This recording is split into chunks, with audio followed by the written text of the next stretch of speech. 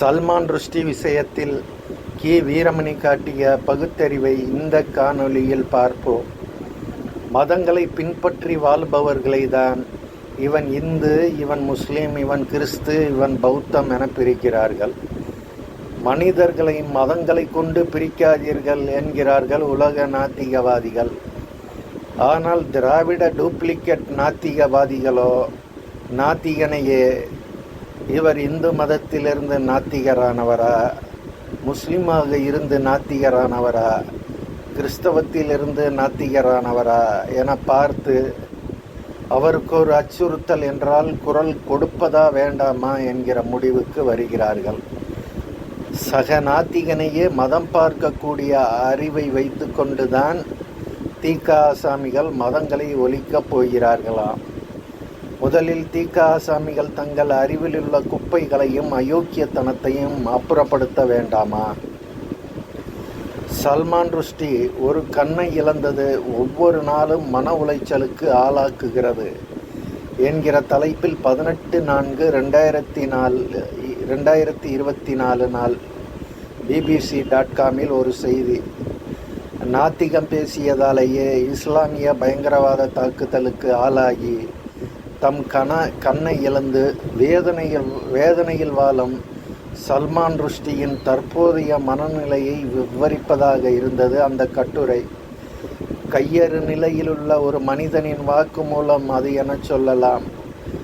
கட்டுரையின் இறுதியில் சல்மான் ருஷ்டியின் மனைவி ரேஷல் எலிசா கிரிப்ஸ் கூறியது, நான் அவருடைய கண்களை அதிகம் நேசிக்கிறேன்.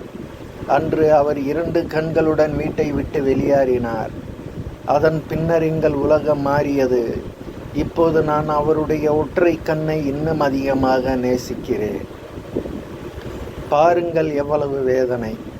2 கண்களோடு வெளியே சென்றவர் பயங்கரவாதத்திற்கு தன் ஒரு கண்ணை பலி தந்துவிட்டு ஒற்றை கண்ணோடு வீடு திரும்பி உள்ளார். மேற்கண்ட செய்தி பகுத்தறிவாதி என சொல்லிக் கொள்கிற கி. வீரமணி, கலிபூங்குன்றன் போன்றோரின் கண்களில் படாதது ஆச்சரியமே. நீங்கள் பகுத்தறிவாதி என்கிறீர்கள், நாத்திகவாதி என்கிறீர்கள். ஆனால் இந்த செய்தி உங்கள் கண்களில் படவில்லையா? உங்கள் பத்திரிகையில் பிரசுரிக்க வேண்டும் என்கிற அறிவில்லையா? அவரை பற்றி பேசினால் தங்கள் கண்களுக்கு ஊறு நேர்ந்தால் என்ன செய்வது?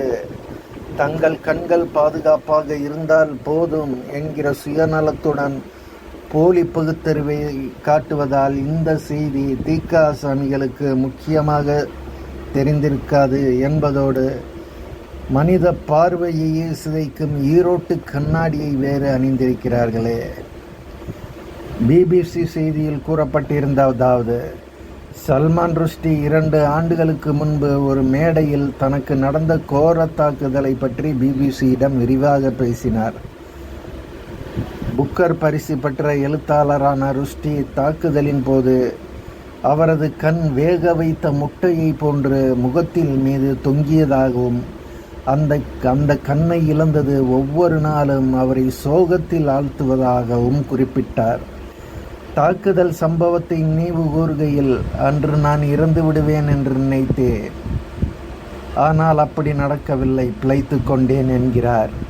நைஃப் என்னும் தனது புதிய புத்தகத்தை தனக்கு நடந்த தாக்குதலை எதிர்த்து போராடுவதற்கான ஒரு கருவியாக பயன்படுத்துவதாக சல்மான் ருஷ்டி கூறினார். ஆகஸ்ட் 2022 நியூயார்க்கில் அவர் மீது தாக்குதல் நடத்தப்பட்டது.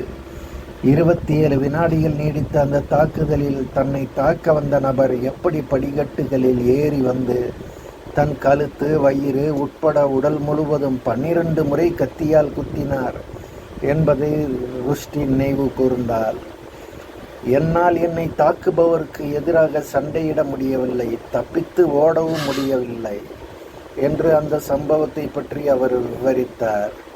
கத்தியால் தாக்கப்பட்டதும் அவர் தரையில் விழுந்தார். பெருமளவு இரத்தம் அவரை சுற்றி வெள்ளமாக ஓடியது.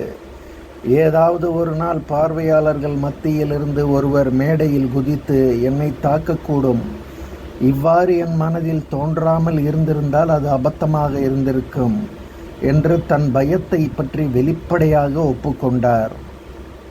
எத்தகைய அச்சத்துடனேயே அவர் தன் வாழ்க்கையை கடந்து வந்துள்ளார். ஒரு நாத்திகனாக இருந்ததாலேயே தான் இந்த நிலை. அவர் மீது நடத்தப்பட்ட தாக்குதல் பற்றி உலகம் முழுவதும் தலைப்புச் செய்தியாக பகிரப்பட்டது. ஆனால் பகுத்தறிவுக்காரன் என சொல்லிக் கொள்கிற வீரமணி பத்திரிகை மட்டும் அறிவு சத்த பத்திரிகையாக இருந்ததாலோ என்னவோ அந்த செய்தியை பிரசுரிக்கவில்லை. உண்மையில் இந்த செய்தியை தவிர்த்ததற்கு வீரமணி வெட்கப்பட வேண்டாமா?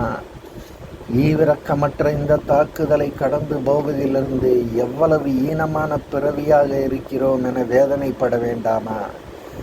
சக நாத்திகர் இஸ்லாத்திலிருந்து வந்தவர், அதனால் அவருக்கு என்ன நேர்ந்தாலும் கண்டனம் தெரிவிக்க மாட்டேன் என்கிற மனநிலை மிருகத்தனத்தை சேர்ந்ததில்லையா? என்னையா பகுத்தறிவு உங்களுடையது? இந்த பித்தலாட்டத்தை தான் பகுத்தறிவு என ஈவே ராமசாமி கற்றுத்தந்தாரா?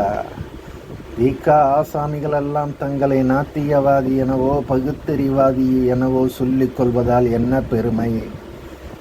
வீரமணியால் ஒரு நேர்மையான காரணம் சொல்ல முடியுமா இந்த செய்தியை பிரசுரிக்காததற்கு? ஒரு விஷயம் சொல்கிறோம், வீரமணி வகைராக்கள் எத்தகைய அறிவு பெற வேண்டுமென. 2020 சல்மான் ருஷ்டியை தாக்கிய இளைஞனுக்கு ஈரானில் உள்ள இமாம் கொமைனி பத்வா அறக்கட்டளையின் செயலாளர் முகமது இஸ்மாயில் ஒரு வெகுமதியை அறிவித்தார். சல்மான் ருஷ்டியின் ஒரு கை மற்றும் கண்களை செயலிழக்கச் செய்த அந்த அமெரிக்க இளைஞனின் துணிச்சலான செயலை கௌரவிக்கும் வகையில் சுமார் 1000 சதுர மீட்டர் விவசாய நிலம் அந்த நபருக்கோ அல்லது அவரது சட்டபூர்வமான பிரதிநிதிகளுக்கோ நன்கொடையாக வழங்கப்படும் என்று.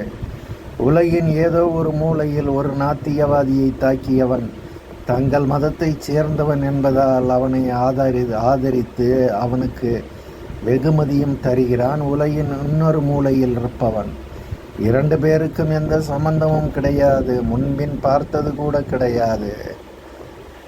ஆனால் மதம் அவர்களை இணைத்து விட்டது. நீங்கள் பகுத்தறிவாதி என சொல்லிக் கொள்கிறீர்கள், ஆனால் உங்களையும் சல்மான் ருஷ்டியையும் நாத்திகம் இணைத்திருக்க வேண்டாமா? இணைக்கவில்லையே. ஒற்றுமை விஷயத்தில் மதவாதியிடம் தோற்று போனீர்கள். சக கொள்கையாளனுக்கு எப்படி ஆதரவு தர வேண்டுமென மதவாதி இந்த தீக்கா நாத்திகவாதிகளுக்கு பாடம் எடுத்துள்ளான் என சொல்லலாமா? நீங்கள் டூப்ளிகேட் பகுத்தறிவாதியாக இருந்தது தானே உங்கள் இந்த யோகியதைக்கு காரணம். சல்மான் ருஷ்டிக்காக குரலை உயர்த்த முடியாத வீரமணி மற்றும் கலிபூன்றனின் இயலாமைக்கு 2 காரணங்கள் தான் இருக்க வேண்டும். ஒன்று போலியாக இருந்தது, மற்றொன்று பயம். 2மே கேவலமான காரணங்கள். இந்த அருவருக்கத்தக்க பகுத்தறிவு உங்களிடம் இருப்பதால் ஒரு பெருமையும் இல்லை. இந்த பகுத்தறிவு இல்லாததால் அதனால் யாருக்கும் எந்த சிறுமையும் இல்லை. முதலில் சக நாத்திகனுக்கு குரல் எழுப்ப கற்றுக்கொண்டு வாருங்கள். பிறகு ஊர் உலகை திருத்தலாம்.